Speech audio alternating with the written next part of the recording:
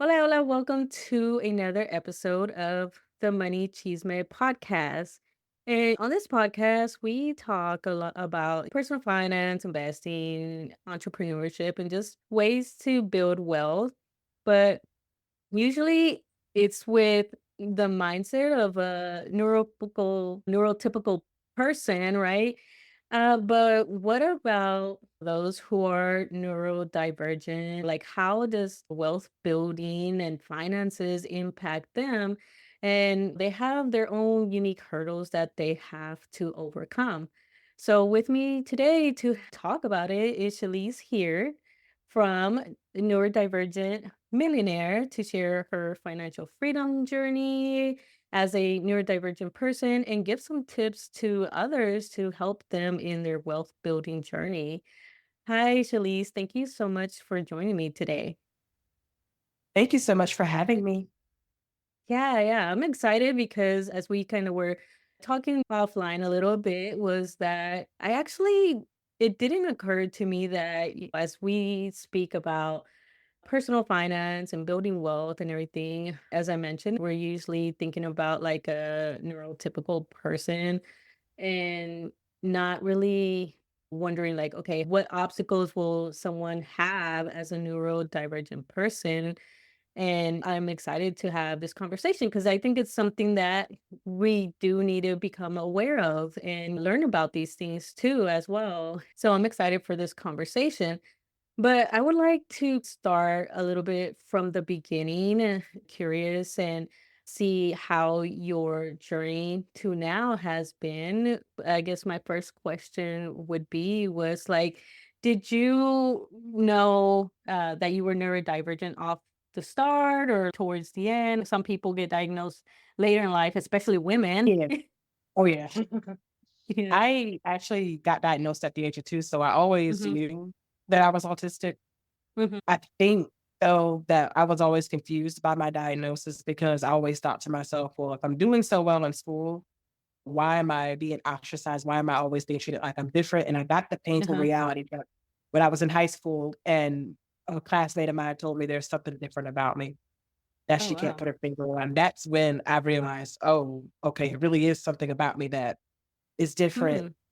that other people see and that is hindering me, and that is the reason why I was in special ed classes all throughout my school years."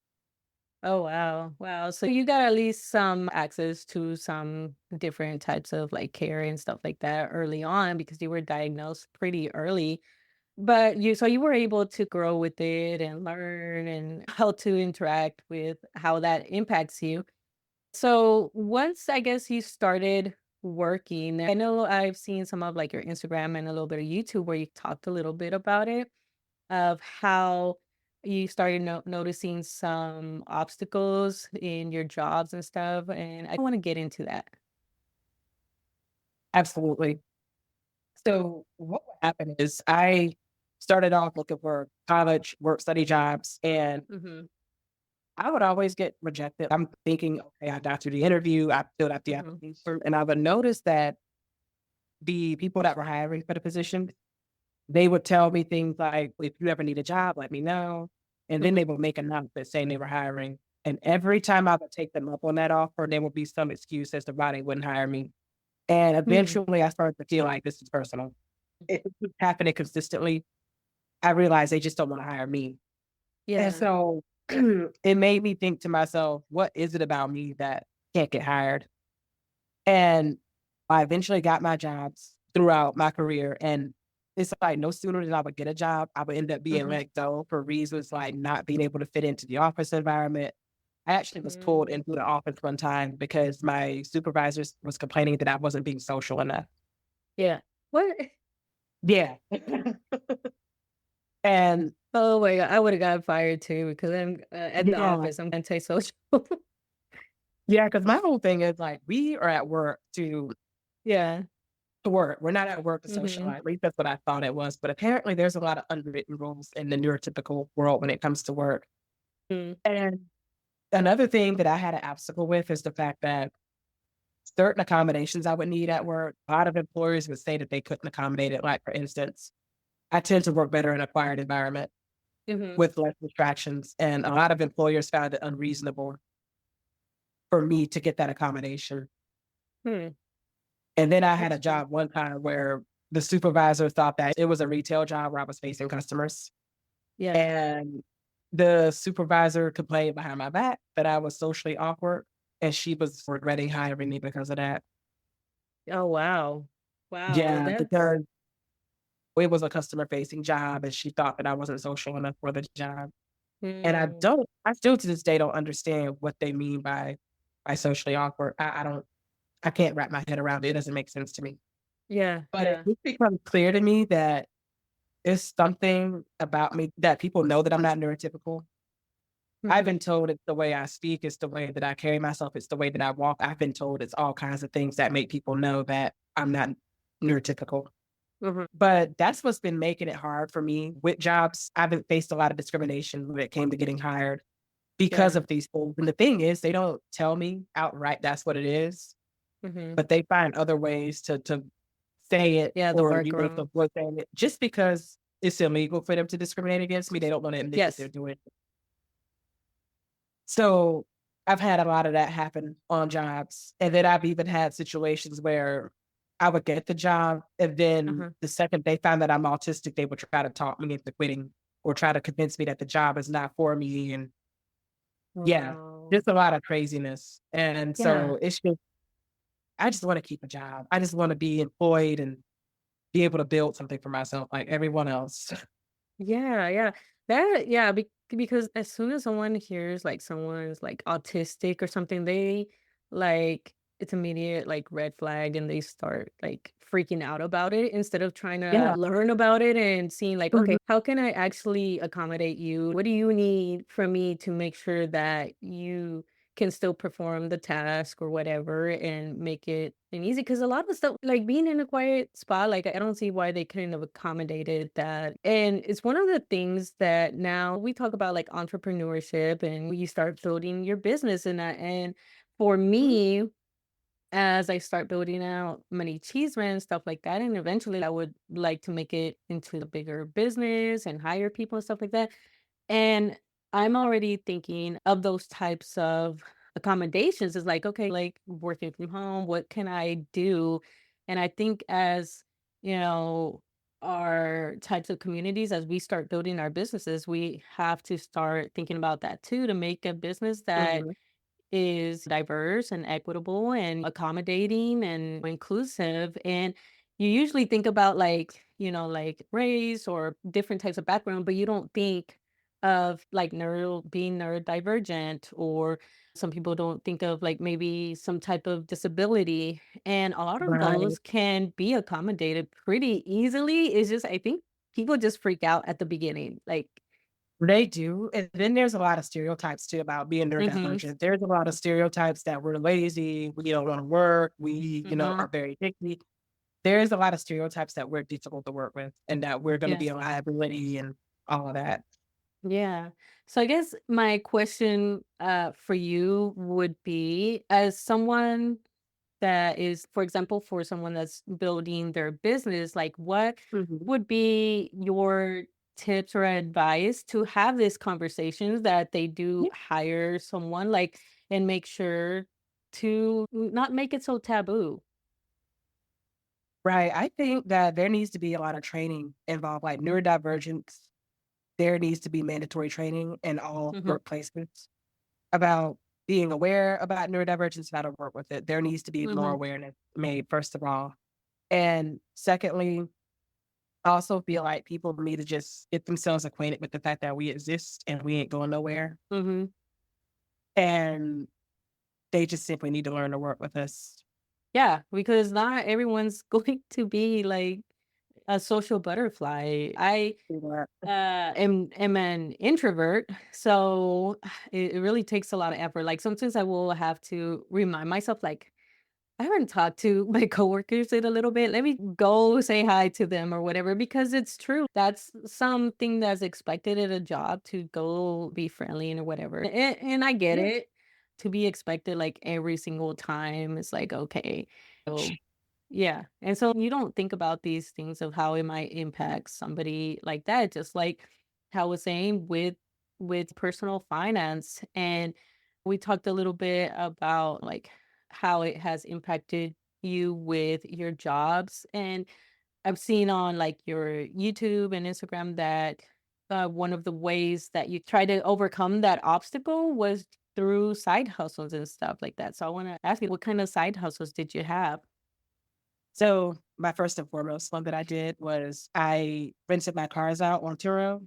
So Hmm. I got my first ever car when I was in grad school.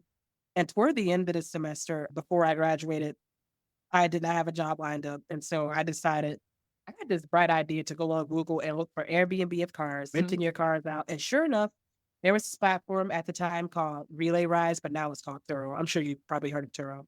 Yes. And so at the time it was called Relay Rides. And so I decided to list my car up there, give it a try. I thought it was too good to be true at first. Hmm. I had two people request my car.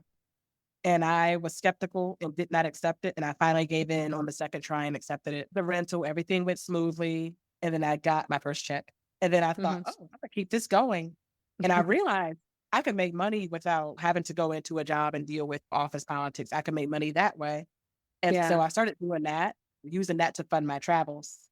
And then Yeah. I started also doing things like Uber on the side. I've done teaching English. I've actually done coaching on the side. I've done all of these different things to make money, to be able to have the freedom to build my Yeah. travel blog. And I eventually was able to start building it up to having paid speaking engagement. So that's how I pretty much funded my way into being able to do freelancing. And Nice. so that's what I realized. There's a whole nother way to make money to fund our dreams. It doesn't have to Hmm. come in the package of the typical 9 to 5 job. Yeah. Yeah. I do remember hearing about Turo, and I was like, this close to, renting out my car there too, but I was too scared because it's like, "No, what if something happens to my car?" Then I was like, I don't have a car to go to work and everything. Mm, yeah, I think Turo's still around, isn't it? I it haven't is. really heard about it as much, before it started getting super popular. But yeah, you found another way to skip the 9 to 5 and not having to deal with the people Oh, judging yeah. you or stuff like that. And now you're wanting to teach others like how to build wealth without having to deal with that.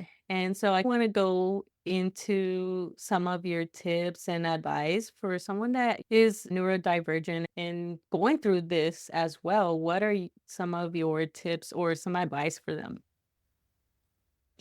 So, basically, I would say, first of all, you can't go into this measuring your self-worth against neurotypical standards of success because that was my first mistake. I was judging myself based on comparing myself to my peers who were able to be successful in the typical workforce. And Yes. I felt the worst about myself for the longest. I had low self-esteem, low self-worth, and I was really depressed about it. Mhm. And I would say that really held me back. Feeling bad about myself because I was comparing myself to a neurotypical standard of success really held me back instead of just embracing my own limitations and my own strengths and Yeah. realizing that I'm not less than because I may succeed in a different way. Because there are people in this world that will make you feel less than because you have to do things differently. And that brings me to my second point. Watch who you surround yourself with, watch who you take Mhm. advice from, watch who you allow to put their energy into you. Yeah. Because sometimes people will project their limitations and their judgments onto you, and yeah, that's not good for you. That'll take you off track.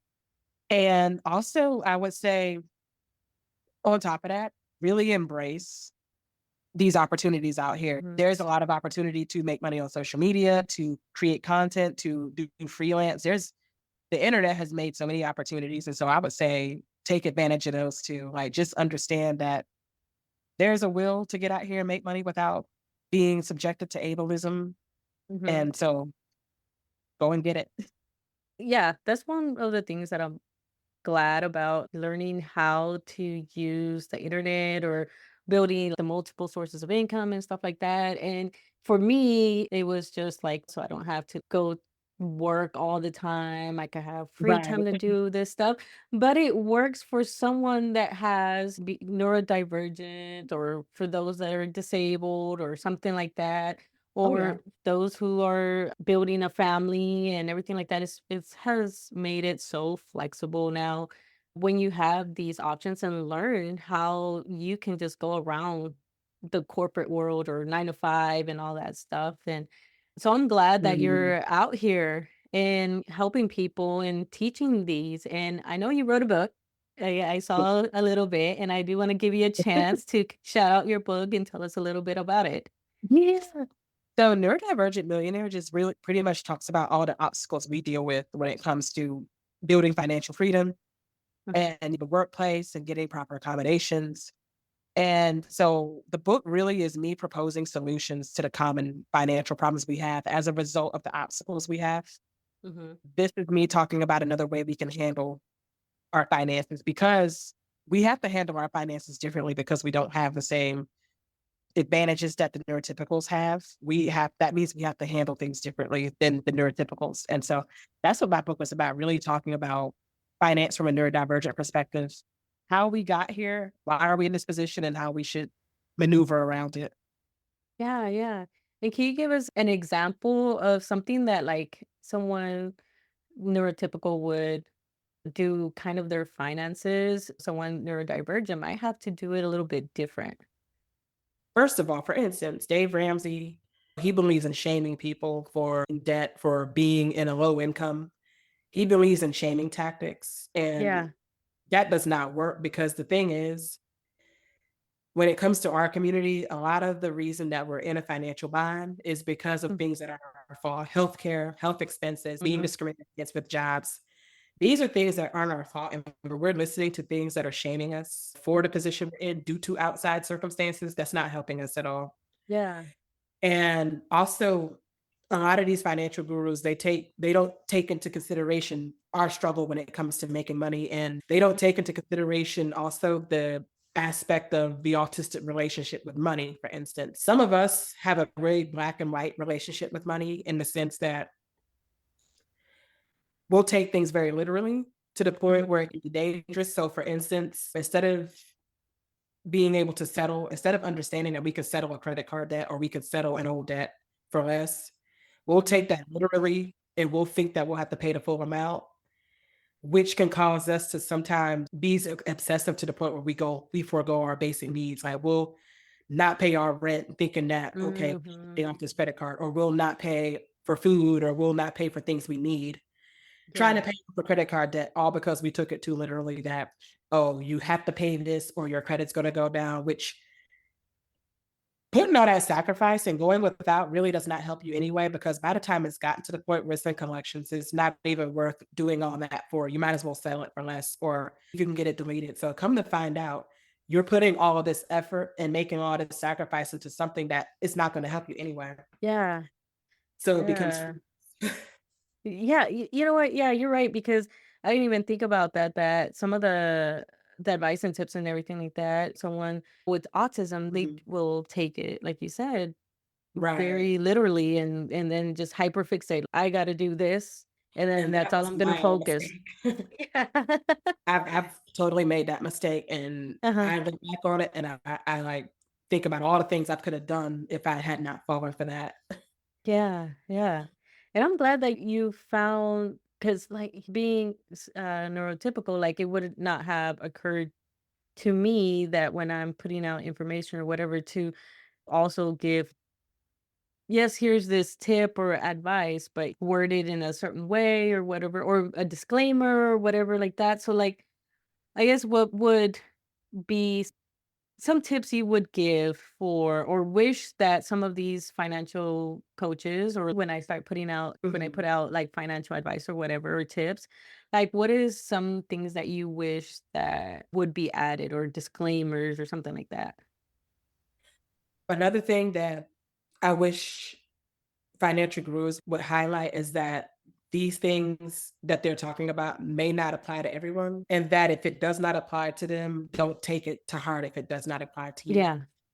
Because a lot of times we take it to mean it's the say all be all rule and this doesn't apply to us. And just really emphasize that it is not a reflection on the person's worth or whether or not they've done all the right things. It's not a poor reflection on them. Yeah.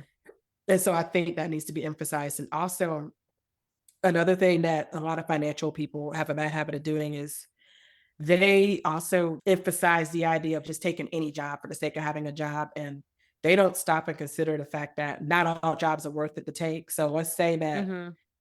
you're in a job that's not accommodating you and you're running yourself ragged to the point where you're not taking care of yourself outside of work, and you're getting this money from this job that's paying you hardly anything, Yeah. and you're not able to really make ends meet. And then you call into question, is it really worth all of that? Mhm. Is it really worth what you're putting yourself through for the outcome? Yeah. That's a lot to think about as well. And it's also not a moral thing to have to be careful what jobs you take on because, see, here in America, we make work and working hard into a moral thing. Yep. And we got to stop with that mindset because it's not necessarily moral, or it doesn't make you morally superior just because you work hard for next to nothing. Yeah. And that's not to say we shouldn't work, we shouldn't better ourselves. But just slaving away for nothing and not getting anything in return, no benefits, no investments, and just being exploited is not that's not that's just a waste. Yeah. Yeah, that is true. A lot of the morality that is attached to working and just burning yourself out in this Yeah. job that you're being told by. Hustle culture. Yeah, the hustle culture and with that too, because that was kind of like a thing. And I'm starting to see a little shift. So I'm glad that we're moving away from that because there was like a whole time that a time period that we were like, okay, you're gonna work, but you have 24 hours in the day and in the weekend, Mhm. like find an hour and do some side hustle or whatever. Yeah. And not everybody has the same 24 hours. Some people have Yeah. families, some have other things, other needs. So not all of it applies. Right. Yeah. Right. That is very true. And then there's cost of living, there's inflation. And then you have to call into question, okay, is it worth being on your feet all day, lifting heavy, lifting for a Mhm. job that pays you minimum wage and does not offer you health insurance? Is that really worth Mhm. it? There's Mhm. that. Mhm. Yeah. Yeah, you have all those things and I do want to go into cuz you did write a book talking about these things. So I want to give you an opportunity to like share some things about your book. So in the book, Neurodivergent Millionaire, I talk about everything we need to do to rebel against the status quo. And by status quo, this system as it is. Mhm. So I talk about all the reasons that the system stacked against us, why it is that we struggle with financial stability, lack of accommodations at work, the fact that it's more expensive to be disabled. I Mhm. go into all of that and I also offer solutions and possible ways that we can go about getting around that and getting away from it. So Yeah. I do talk about alternative ways that we can handle our debts. We can't necessarily handle debt like neurotypical people or other people in the status quo are able to do. And I also Mhm. talk about the possibility of creating our own career, changing our mindset about what it means to be wealthy. Maybe get out of this mindset that you have to have a mansion and a bunch of Mhm. yachts to be wealthy. Yeah. Wealthy really just means that you're able to live a life that's authentic to you, to Mhm. where you're not reliant on an ableist exploitative system. Mhm. Living a life where you don't have to be abused at work, where you can be yourself, where you can Yeah. really invest in the things that you enjoy. That's what being wealthy is all about. It's not necessarily the status quo definition of material wealth, right? Yeah. I love that how you just put that. Like wealth is just Yeah. really how you can live authentically to Mhm. yourself. And that's a really great definition or besides the basic one that is wealth. I really like that. It really just kind of like, wow, I never thought about it that way because that is true. Like Right, this financial freedom and building wealth, that's all what we're looking for is to be yeah, able to live how we want to live. And, right, but that's the instead whole of, point.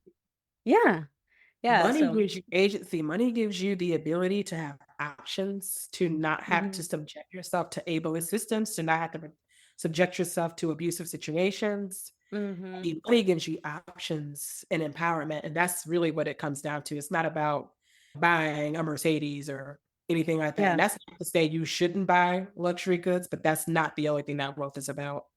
Mhm, mhm. Yeah, definitely. I love that. And I'm glad that that you are filling up this space that is being overlooked by Yeah. financial gurus, influencers, whatever you want to call it, Right. because it is a need. It is a need. Yeah. And I'm glad that you're paving the way and you're here to help neurodivergent people. And so with that, like how one, where can they get your book and if they can work with you and if so, how? Yeah, you know what? My book is live on Amazon. Mm, It is live. It's available on ebook, Kindle version, and it's available in paperback version as well. mhm, And you guys can actually work with me. You can email me right now. I don't have a Calendly set up, but mm, if you are interested in working with me, you can always inbox me on any of the platforms. I'm on NeuroDivergent Millionaire on all the platforms, Instagram, YouTube, and TikTok as well, and mhm. Threads. So you can reach out to me on inbox. You can reach out to me by email, autistictravelgoddess@gmail.com if you wish to actually work with me one to one. So that's an option as well. Awesome. And I'll make sure I put all those links so that way Mm. they can reach you and find your book so they could go and buy Yeah. it. So you can check it out. Awesome.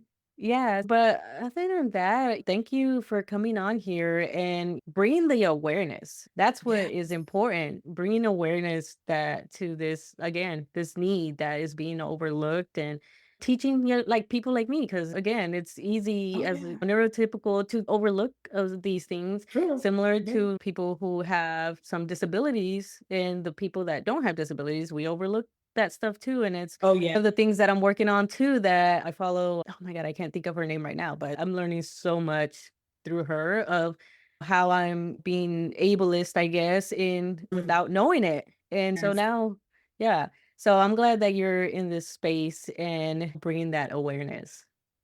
Oh, yes. I'm so glad for people like you who are willing to learn from us and be Mhm. open-minded. And I'm glad that you guys are willing to be inclusive as well. And Awesome. I really appreciate you giving me this opportunity to share the word and to spread the awareness. Yeah, yeah, it's definitely important. But again, everything will be linked down below. But yeah, that's it for this episode. I will see everyone in the next one. Bye. Bye. Thank you so much for listening. Don't forget to like and share this episode so others can also find this podcast. Don't forget to follow me on all my social medias listed in the show notes below, where you can also find resources to help you in your financial journey. If you're interested in becoming a guest on the podcast, you can find that information in the show notes. Other than that, thank you so much for your support, and I will see you in the next episode. Bye.